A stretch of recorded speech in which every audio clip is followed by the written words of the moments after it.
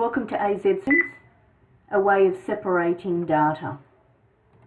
In this instance, when you have data where you have used the Alt-Enter to move information into the next line down, we can select that column, go into the tab for data, still text to column, but there will be a twist. We will still go for delimited. Instead of separating it by a tab, it's separated by the Alt-Enter.